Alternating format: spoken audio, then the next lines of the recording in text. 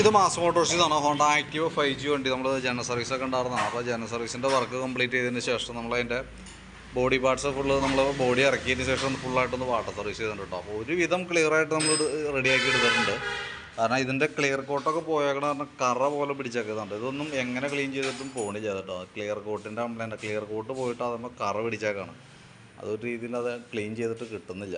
അപ്പോൾ കഴുകാണ്ട് ഇങ്ങനെ കൊണ്ടുവന്നിട്ട് പറ്റിയേക്കണ കേസാണ് കേട്ടത്. ചേസിൻ്റെ ഈ ഭാഗത്തൊന്നും വേറെ പ്രോബ്ലം ഇല്ല. പ്ലാറ്റ്ഫോം തുരുമ്പുണ്ടായിരുന്നു, അത് ഞാൻ പെയിൻറ്റ് അടിച്ചിട്ടുണ്ട്. നമ്മൾ മാറ്റ് തന്നെ ഭാഗം ഉണ്ടല്ലോ, അതിൻ്റെ അടിഭാഗം തുരുമ്പായിരുന്നു. അപ്പോൾ അത് പെയിൻറ്റ് ടച്ച് ചെയ്ത് വെച്ചിട്ടുണ്ട്. പിന്നെ ഈ ഫുട്രസ്റ്റിൻ്റെ അവിടെയൊക്കെ അത്യാവശ്യം തുരുമ്പ് കാര്യങ്ങളൊക്കെ ഉണ്ടായിരുന്നു. അപ്പോൾ അത് നമ്മൾ ക്ലിയർ ചെയ്യുന്നുണ്ട്. പിന്നെ അതിൻ്റെ ഉള്ളിൽ ഒരു ഫ്ലാപ്പൊക്കെ പിടിപ്പിക്കാണ്ട്, അതും കൂടി സെറ്റ് ചെയ്യാം നമുക്ക്. അതിന് ശേഷം ബോഡിയൊക്കെ ഒന്ന് കയറ്റാം കേട്ടോ. അപ്പോൾ വൈകിട്ടത്തേക്ക് വണ്ടി എടുക്കാം. ആ രീതിയിലാണ് നമ്മൾ ചെയ്തുകൊണ്ടിരിക്കുന്നത്.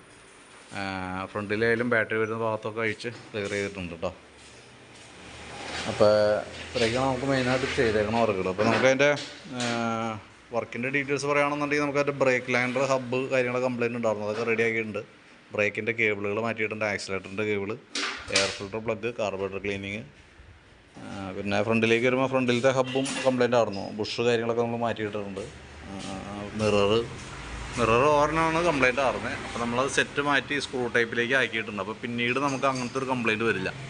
ഇനിയിപ്പോൾ ഇത് നമ്മൾ പൊട്ടിക്കഴിഞ്ഞാൽ മാറ്റിയാൽ മതി, പൊട്ടാണ്ട് മാറ്റേണ്ട ആവശ്യമില്ല. മറ്റേത് അങ്ങനെയല്ലല്ലോ, നമ്മൾ പിടിച്ചിങ്ങനെ തിരിക്കണ സമയത്ത് വെറുതെ കിടന്ന് തിരിഞ്ഞ് കളിക്കുന്ന ഒരു കംപ്ലയിൻറ്റ് കാണിക്കും. അപ്പോൾ ആ പ്രോബ്ലം ഇനി നമുക്ക് ഈ മിററിന് വരില്ല. അത് പുതിയ മോഡലാണ്.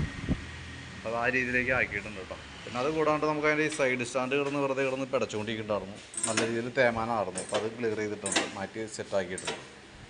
അപ്പോൾ ഞാൻ അതിൻ്റെ ബില്ലായി കഴിയുമ്പോൾ കോൺടാക്റ്റ് ചെയ്യാം. ഏകദേശം വാഷ് ചെയ്ത് വന്നപ്പോൾ അതിൻ്റെ ഡീറ്റെയിൽസ് ഒന്ന് അപ്ഡേറ്റ് ചെയ്യുന്നുള്ളൂ.